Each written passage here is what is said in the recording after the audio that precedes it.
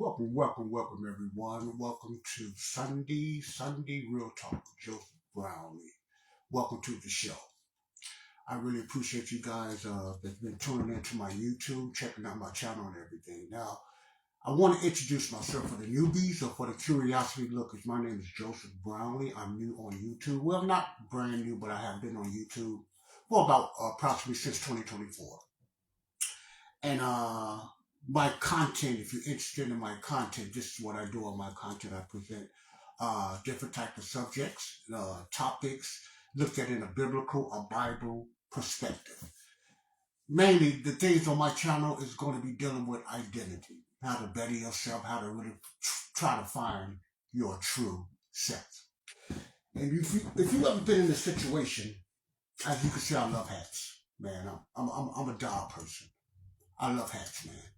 I have different type of hats and everything like that. So I'm not a fashionist. I'm not into clothing and anything like that, but I do love my dogs. I do love my hats. So I will be displaying a lot of these dogs and hats on my channel going into the future. But this is not what I want to talk about today. I'm talking about a very important topic subject. My disclaimer is I'm not a doctor, I'm not a therapist, I'm not a psychologist, I'm not a guru or anything. I'm far from it. I'm nothing like that. I'm just regular Joe. Regular Joe. I reside here in Chicago. You can see I'm basically in my room. I might be doing it out there in the kitchen. You're going to notice I'll be doing a lot of outside. I love doing outside videos, especially in the spring and summer.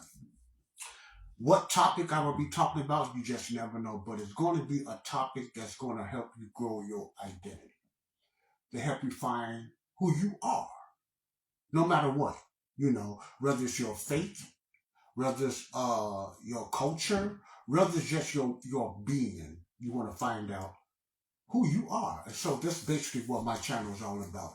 Nothing fancy, not trying to make you more different than what you should be or what you are called to be. But basically just trying to find yourself. And that's a very important thing to me since I struggled with that for years, which I'm going to get into what this topic is going to be about and what it has been about the last week or so. So I may be talking about mental illness like I'm talking about now, which is one of my top projects right now. Mental illness. I will also be talking about business. I will also be talking about Bible study, different things like that. And I'm just talking about life, movies, music. My channel have music on it. If you into music, I have some creative music on there. Some is written by me, but generated by AI. The singers in the music. Then some are just straight up created by me that I did not write. I like to be transparent that I did not write, but it is created by me. But either way it goes, it's nice music. And I often say this. If you're not into AI generated sounds and music, it's just not for you. It's okay. But the thing about that is, if I had my own studio set up, or I can afford a live kind of room that I can make my own music, please, believe me, I will create my own. But as far as writing, the music, there's some of the music I wrote, I do that myself. But I don't have the funds or I don't have the equipment to create my own. So I get AI to generate my music. And a singer. I can sing. I don't sing a lot, but I can sing. But I do use AI to generate my music. If you're interested in checking out my content, just subscribe to my channel. Please subscribe to my channel. I am trying to get more audience and grow more views for ordinary people and stuff like that. So, also I focus a lot on over the 50 and over. Now that does not mean that the 50 and under cannot watch my channel. No, it's for everyone. It's not for kids. Not because it's a lot of cursing and anything like that, but it's just not for kids. But I usually focus on the 50 and over on this channel. And my content is based on, different topics. Mental illness, identity, how to read the Bible, how to learn the Bible, rightly divided, retiring, that's another subject because I will be retiring, and how to budget, legal services, just different things like that. But it will be looked at a biblical perspective. Uh, I have made up my mind to focus more on my channel on mental illness, whether it's MDD, which I know a lot about, maladaptive daydreaming, OCD, obsessive control disorder, ADHD, panic attacks, anxiety attacks, fibromyalgia, different things like that, autism. So I'm going to be focusing more on this channel. My channel will be leading more towards that way, as far as mental illness, because we have a struggle with mental illness out there. It's on a high note, baby. It's on a high note.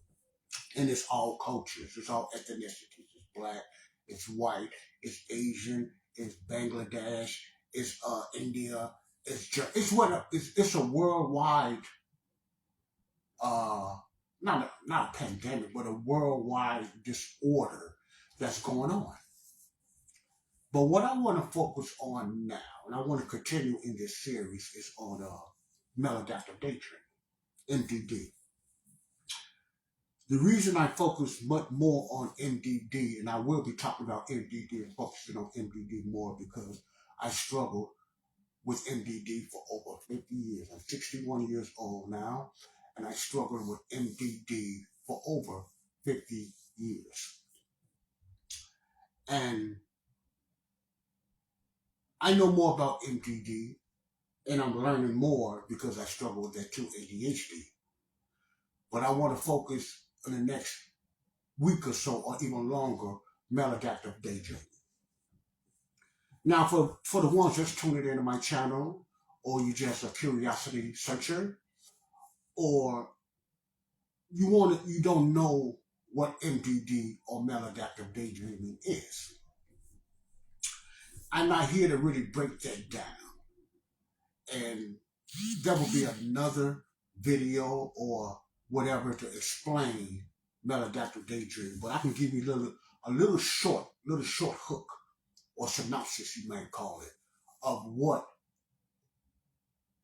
are the symptoms of MDD. MDD is when someone like myself and others have excessive daydreaming. That's what mela means, excessive, extreme, excessive daydreaming. Now, many people may say, well, I do a lot of daydreaming. I plan, I do things like that. I go into this, I have long daydreams. Yes, the majority of the people, everybody in the world daydream. And then you have people that have a wandering mind. They wonder off, they might think they might have plans, vacations, marriage, and just have a little wandering mind. And it could be very fulfilling. But that's not MDD. That's not maladaptive daydreaming. Maladaptive daydreaming is more extreme. And I'd like to talk about my case, not everybody else's MDD, but me. But it all fits in that same description. MDD, and I'm getting into my biggest struggle when I was doing MDD in my adulthood.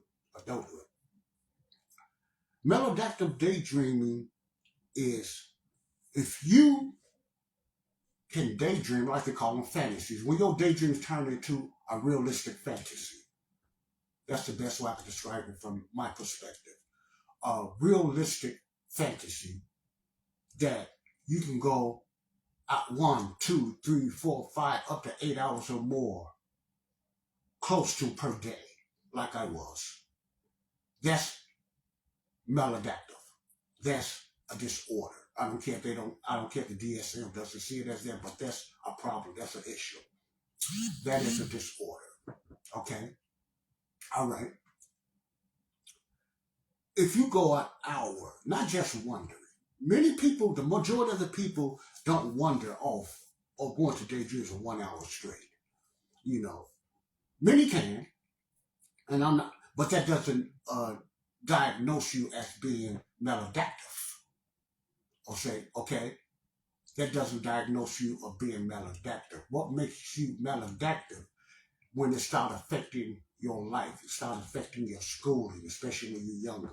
You're young. It starts affecting your surroundings, your relationships, your work environment, your recreational activities and stuff like that. With stuff like that. That's when that's more considered. Those are uh, comorbidities, I may say, of being maladaptive, being MD daydreaming.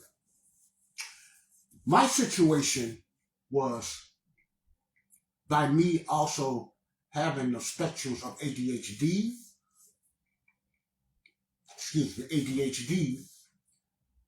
I had other things mixed in with my MDD, and I'm getting to that maybe another time. But what I want to talk about when you are in, if you are can't get my words out, having issues with that type of daydreaming, prolonged daydreams, I mean, till you start making movies and you really get into it. Now, I'm not talking about out of body, I'm not talking about split personalities. I'm not talking about disassociation where you just don't know. Some disassociation symptoms where you just gone to somebody that'll snap you out of, like the Ben Stiller movie. I'm not talking about that. I'm talking about you are in control, but at the same time, you're not. What do I mean by that? That means you could stop anytime, especially if you see somebody coming around or somebody knock on your door. It was times I heard people coming up the stairs. That didn't bother me as much, not up the stairs, but just people coming. And I might be in my routine. I might be in my movie, my deep MDD, man. I'm at it, man. Hands doing this and making the sounds. Because I used to get deep into it, man. I was the director, I was the producer, I was the writer, and a lot of times I was in this movie. So when I get really deep into it, and somebody mentioned it, and I never knew this then, it was like a trance. Because it's almost like hypnosis. Now, I've never been hypnotized, but the way people explain it's like you hypnotize yourself was almost like a trance. That I would get into this fantasy, this movie, so deep, so hard, till every movement, every sound, every facial expression, even it don't have to be music on because I create the music in my head. Because I love music, I can create the music in my head, so I don't have to have literally a radio around or some type of record or something. It was records then playing or whatever, or tape. It was tapes then. See, I'm talking about back in my time, before CDs and all that other stuff. Because I can create the sounds and the music in my head. So I had the full package: movies, set up, the visual scenes, all in my head, and the music, the sounds in my head. I had sound effects, especially if I'm doing a karate movie or a cartoon movie or anything like that, I had it all here. I didn't need the extra outside extremities, outside sounds, because it was all in my head. When I got that deep, this is MDD. When you get that deep, you're in this trance. You're in this trance, like I would say, because I'm not disclaiming that I know, but you be in someone like a trance. So let me use that, like a trance.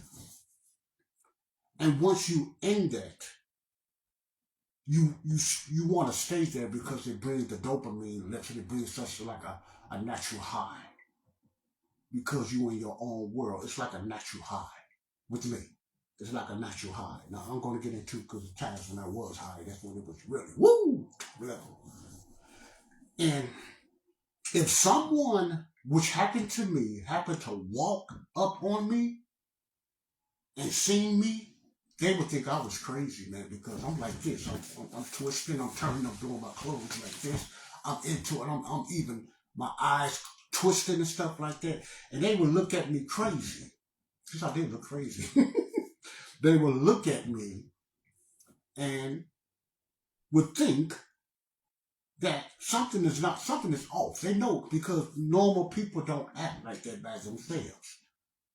And be making facial and frowning expressions and hands rubbing them, because I had to touch something. I had to put my hands together. I had to touch something. I had to do something that kept that dopamine, that kept that rush, that kept that high, that kept that imagination, that kept that fantasy, if you may call it that, going. So if they walked into me, check this out, listen to this, what I'm saying.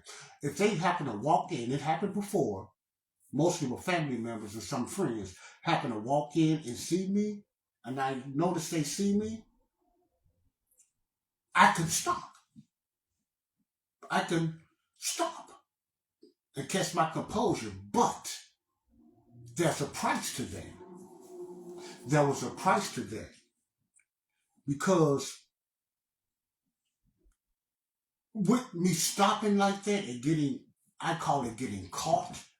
What do I mean by that? Because someone has seen my secret world that I always wanted to keep hidden out from the outside world, even family members. It was too embarrassing and too ashamed to even talk about, even to family members. Because I was considered a misfit to myself. I always figured something was wrong with me, to myself.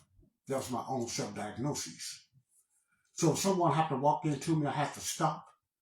It would be such an embarrassment and hurt. I feel like I'm going to fall out. Because my secret hidden world just been discovered. And I'm doing something that my friends and family never seen before. They knew the outside Joe, the quiet secret Joe, but they didn't know about this hidden world that I created the majority of my life, that I lived in and I enjoyed better, even though I did not like it, but I enjoyed it better. You know, you can enjoy something does not mean you like it. It's just like drugs, pornography, cigarettes, even some bad relationships. Or hang around certain friends. You can enjoy being around them and still don't like them. And still don't like them. That's how I was with this. Because I knew it was abnormal. I knew it was abnormal. But let me digress. Going back to that, if someone walked into me, I could stop. But it pays the price. You know, it'll pay a price for me mentally. Because I would be embarrassed all day. And I would often think all day, what that person think about me. How many people they told. And I know some people did whisper to people. I was called different names. That's where the name Skitch came from. Because it wasn't because it was a cool name. I like it now, man. Hey, I'm Skitch, brother Skitch. But back then, that hurted. My family did not know that. But back then, that Skitch was for a purpose, I believe. You know. But maybe when my brother called me that, he didn't look at it that way. But that's the way I felt. Why I was called Skitch. Not saying he called me that because what I used to do, it could be true and it could not. I don't know, but that's the way I felt. Because it brings such a shame on you, and it affects your esteem. I became more introvert. And a lot of that has to do with ADHD as well, which I think led to my MDD. That's my own diagnosis, anecdotally. But I'm getting to that ADHD as well, but I want to focus on one thing, MDD. So let me read a few things, continue going on before I end this video. Leave a comment. Please feel free to leave a comment if you're watching. You know, this is not live. It's live while I'm doing it, but it's pre-made. So you're welcome to leave a comment if you have any symptoms of MDD. If you have any comments or questions, feel free. Please feel free to ask. Just keep everything clean. No cussing, no judging or anything like that. Just keep it clean. You know, so you can have disagreements. It's okay because I'm talking about MDD. I'm not talking about me. Okay, I'm talking about my issue with MDD, maladaptive daydreaming. MDD is not Joseph. MDD is my mental struggle for over 50 years. So if you don't know anything about that, I'll just advise you to keep your judging to yourself. Okay, but my point is, these are for the ones that may be struggling with MDD, maladaptive daydreaming, or you never even heard of it. And you may have some of the same symptoms or close to, like me. I'm talking about maladaptive daydreaming, not wandering, not mind wandering or long daydreams. I'm not talking about that. I'm talking about extreme, excessive daydreams that you are gone and you stay secluded for hours at a time.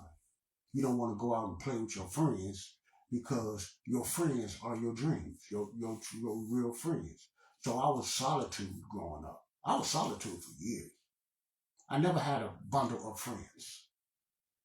I never had it. If I was doing, back then, if they had a Facebook, I wouldn't be on Facebook. I probably wouldn't even know what Facebook was because my world will be Facebook. Because I made it my own characters in my own life. Now, this is real talk. I'm being very transparent and real. I made it my own characters in my own life. So let me just talk about something else that I want to finish off on that that took it to a higher level. I smoked weed. When I started going into my adulthood, I started drinking and smoking weed. Those was my substance of choice. Those was my substance of choice. Drinking and smoking weed. I'm getting clogged up here because I have sinus issues. So I read off some of them because I don't remember. I don't remember them by heart. My mind is not that sharp like some people are. But I'm going to talk about weed versus alcohol. Now go back and check out my other videos. You will know what I was talking about when I was saying that the lift that it gave me. I talk about dopamine, and I study dopamine a lot, and because dopamine is like your reward. It's the neurotransmitter reward that rewards you with the good feelings, the good emotions, and stuff like that. You know, it's like the opposite of serotonin. Serotonin is more like calm, keep you steady, and different things like that. Those are called neurotransmitters. Dopamine, and I studied all this, dopamine is that rush. When you addicted, you don't have to be drugs. When you get excited, when you get emotional and speaking, it happens in church. People think it's the Holy Spirit. I'm sorry, that's not Holy Spirit. That's your flesh, and that's the rise of your dopamine. I'm sorry, the Holy Spirit is not making you feel that way. But that's another story. Those for the ones that are believers. And I'm very hard on that. I'm going to talk about that too, my brothers and sisters in Christ. Be careful. The majority of our feelings is when it's a downer, serotonin is low, or when it's high. It's that dopamine rush, that reward that makes us feel good. Okay? You can look this up yourself. Even when you get chills, when you get emotionally, whether it's you in love, whether you in love, whether it's something exciting, you're watching a basketball game or football game, that dopamine is a rush. Now, when that's normal, it's abnormal. Listen closely and carefully. It's abnormal to me when you watching a regular football game or a basketball game and you get so excited. While you watching that game, your mind going everywhere and you're getting chill bumps and you can't control touching yourself. Now, part of that is the ADHD part in me. And I start moving my hands like that. I still have issues with that somewhat now when I get too overexcited. My dopamine goes to the extreme that I can't be still. And some people have seen me do that years ago. They said, Joe, what's wrong? Well, you excited. And I would be embarrassed. I would be so embarrassed. See, that wasn't so much my MDD, I believe that was so much my just the ADHD in me. You know, I couldn't be still. I couldn't move. See, those things hook in my situation. I want to get more to that in the following weeks, Lord's willing. I'm talking about MDD because ADHD, I really have no doubt as I researched and I looked at the hook, ADHD had a big part of my MDD, I believe, because I remember going back years, and I'm going to get to my getting high days, but I can go back years before I don't remember in my childhood when my fantasizing daydreams really started, but before then, I had a learning disability. I couldn't comprehend things. I could not focus. It took me years to learn how to tie my shoes. It took me years how to tell time. Years later, it took me years until I learned how to drive until the 90s. I used to lie about I could drive. Yeah.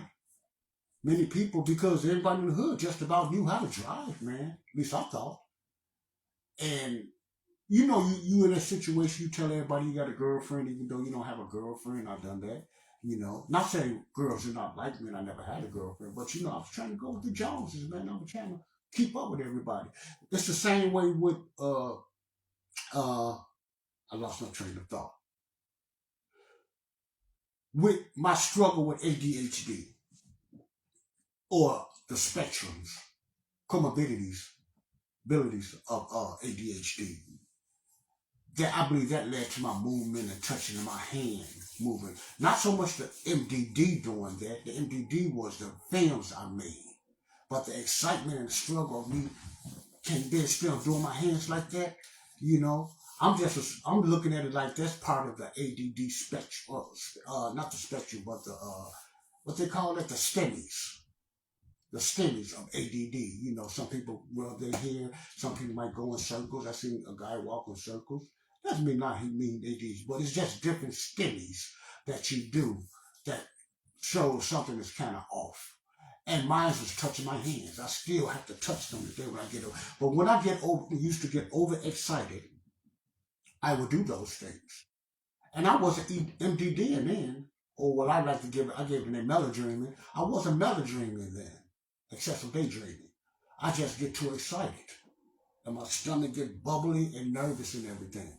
So, that's why I put ADHD as my ADHD and MDD together with me.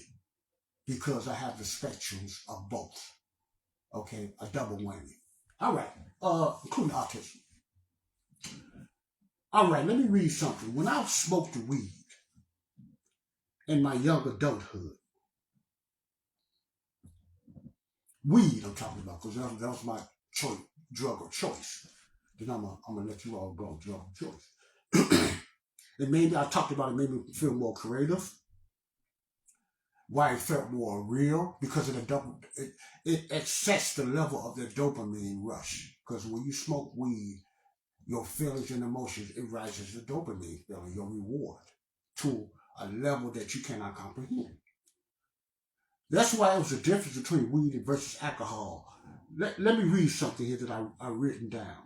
For me, weed was the main fuel for the high definition daydreams. I probably talked about this later, but I'll go over it. Alcohol didn't do the same thing that I remember, because I couldn't focus when I was on alcohol. When I drank, I wasn't a drunk or anything like that, but when I did drink, I was just drinking, but I don't remember doing no daydreaming when I was drunk, because my mind was just not focused. You know how it is when you focus.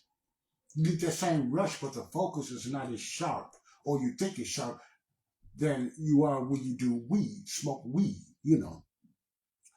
So, alcohol didn't do the same thing. When I drank, it could loosen me up, but it didn't give me that same sharp, visual, creative movie feeling weed did. Okay? Weed made the fantasy feel focused and detailed. Alcohol felt more sloppy and less clear. Weed made me lock in. Alcohol didn't lock me in the same way. You see the difference? I remember this. When I smoked weed, I became a perfectionist. I didn't have to be too much of a perfectionist, because it was easier to create. It was easier to focus. The colors became more real. You know how it is if you smoke weed. I don't know what your choice of drug is, but I'm just talking about a pot marijuana, what you may call cannabis today. But I'm just talking about weed, You became more focused and more, your visuals became more real and your memory became a little falsely better. It's all deception. Okay, it's all deception. It came to the point that I liked that hook, that connection with smoking weed, and I didn't know it was maladaptive daydreaming then. Smoking weed and going into my fantasies, I called it, to the point that I would smoke a joint every time when I started doing weed. I started smoking pop around 14 years old. So when I smoked older, when I started smoking weed, uh, I would do that before I was set up because I wanted to smoke weed because I know that will give me a more focus on my story I'm finna go into. Now the reason I feel that I smoke weed then is when I'm going into a soap opera or a long story. These was real stories. It wasn't a short ones. And I had hundreds and hundreds of those. I don't remember them.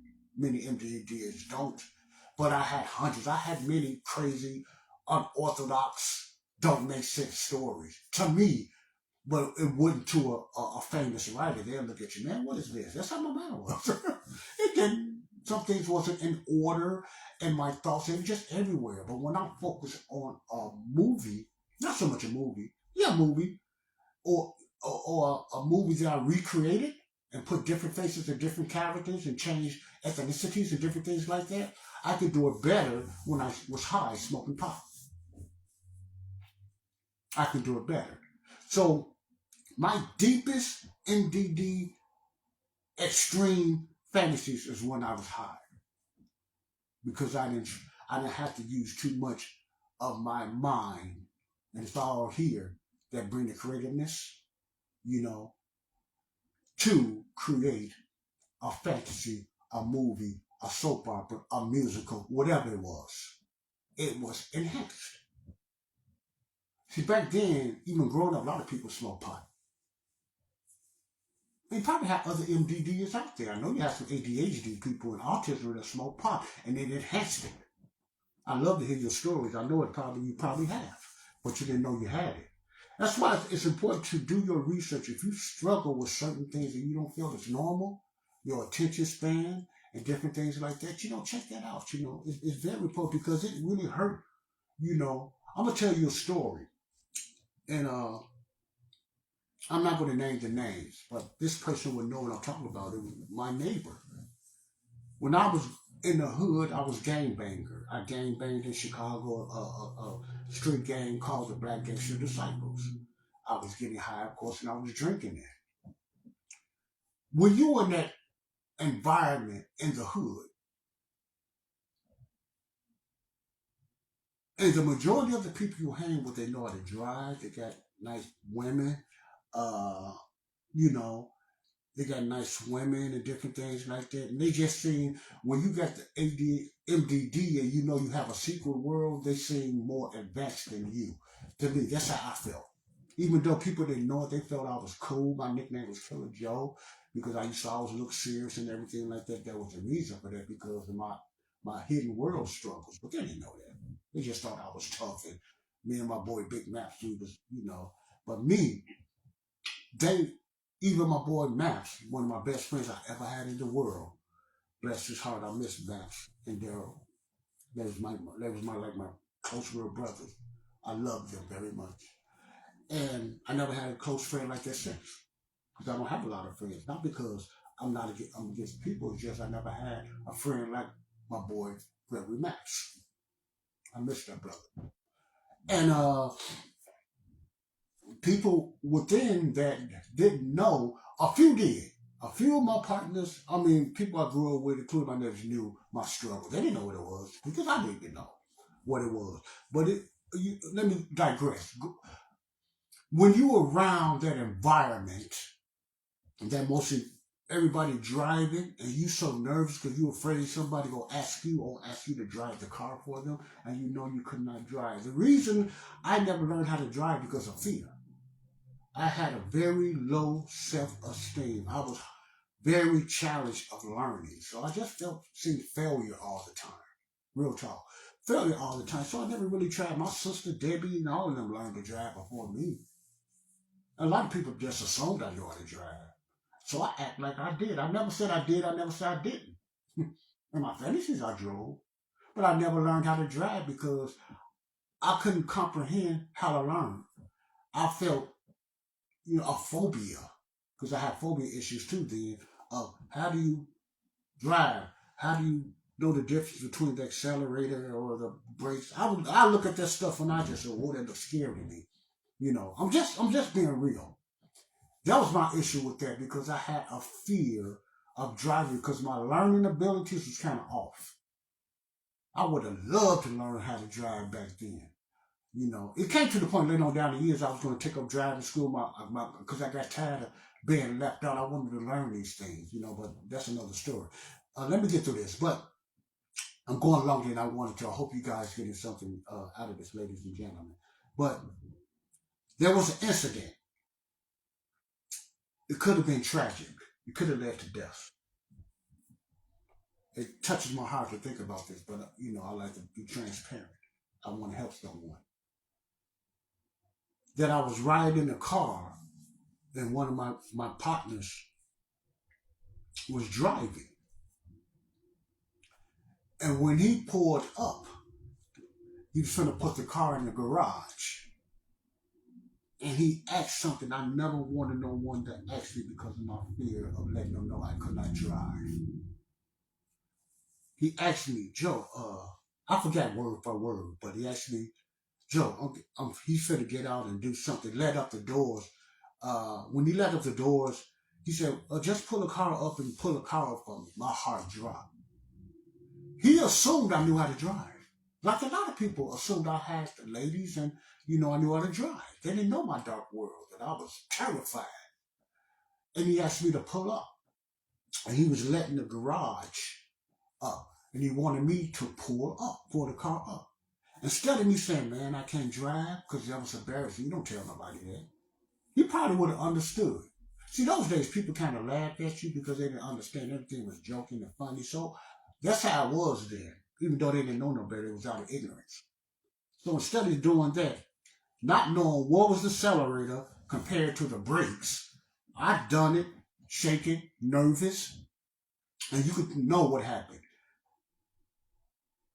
I didn't know nothing about the gears. I'm not gonna act like I remember everything verbatim, but I know I just pulled the car up and studied. If you never drove in your life, you don't know how to lightly put your foot on the accelerator. And I didn't know the accelerator for the brakes. So while he was in that garage, real story, I put my foot on the accelerator too hard. Never drove in my life. Scared to tell him I didn't. And the car rushed up in there. I didn't know what a brakes was. I panicked. So instead of thinking I'm doing the brakes, I put the more harder on the accelerator and rammed him up against the garage and towed the back of the garage. And he was rammed up hollering because the car was all up in there. I was terrified. I felt like I was in one of my dreams, man. I wanted to probably run and everything because the car was still going. I didn't know what to do. I still had my foot on the accelerator. But going through there, he wound up in the hospital in really bad shape. I forgot what was messed up.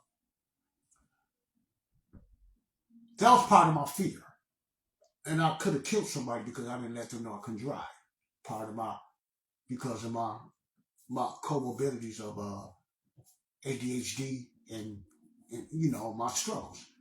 It came to the point I felt so bad, I felt so hurt and so embarrassed. Of course, I kept myself in solitude. That made me keep myself solitude and isolated more. I remember that well, that I was too ashamed to go see him in the hospital. I couldn't. I was ashamed to just see anybody besides my family.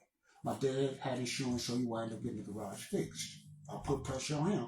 He has to get it fixed. Paid to get it fixed. They garage fixed. Nobody, I'm thinking this guy was mad at me and everything, but he wound up asking why I never came to see him. What happened? He wanted to see me, but I thought the opposite. I was in my trauma.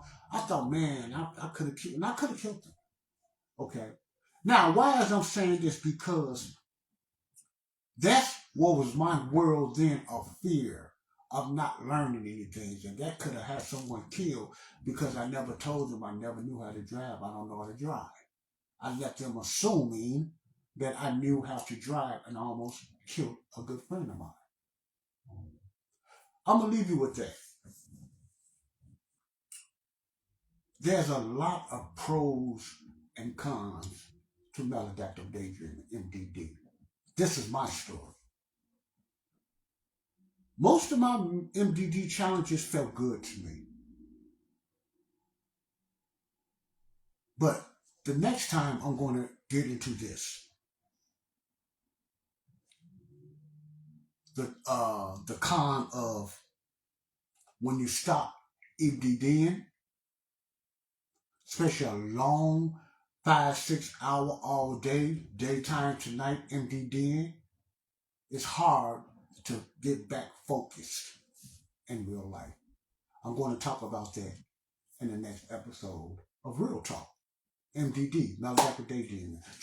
This is Joseph Brownlee. If you like this content and you know someone that may be struggling, you have a child or a son or a daughter or a husband and wife or adults. There's a lot of adults probably struggle with MDD and don't know it, or even ADHD. Extreme, I'm talking about. Extreme. I found out, this is very important. I found out that out of, just say, a survey of 100 people from Dr. Ellie Sommer and someone else, the one that penned the name Maladaptive Daydreaming. I may be saying this wrong. Out of 100, it was a survey, I think, out of 100 people that had the spectrums of MDD, Maladaptive Daydreaming, they found out that 77%, listen closely, also had ADHD.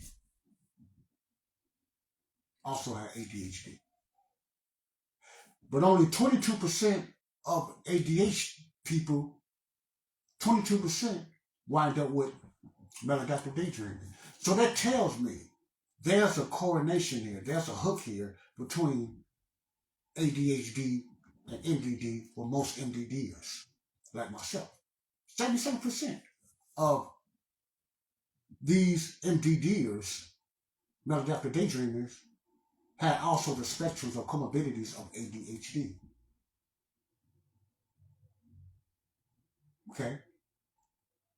ADHD, I think that's what, deficient, attention deficient, hyperactive disorder. I don't like to say it before because I get all twisted up. Think about that, 77%. That's why I put ADHD in my category, because I did have some learning and attention was bad. My focus was bad. My connection, putting things where you can put different blocks on the table. I have a hard time, man.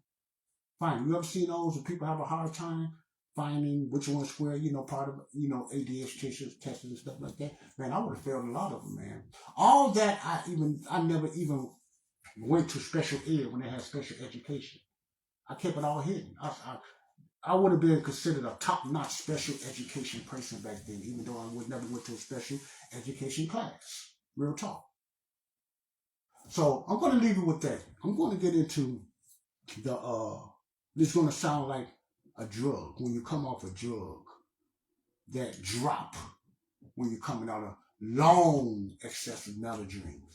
On the next episode of Real Talk with Joseph Brown. If you like what you're hearing, please subscribe. I'm looking for more viewers. Check out the content on my YouTube. There's not a lot there, but I have some decent music on there. If you like music, creative music, song written by me, and just different things on there. If you're interested in my YouTube, I'm going to be just please subscribe then. Okay. God bless you all. This is Joseph Brown in Real Talk Sunday. Love you all. Stay tuned for the next episode of Real Talk Sunday. My life with MDD. Bye-bye. God bless.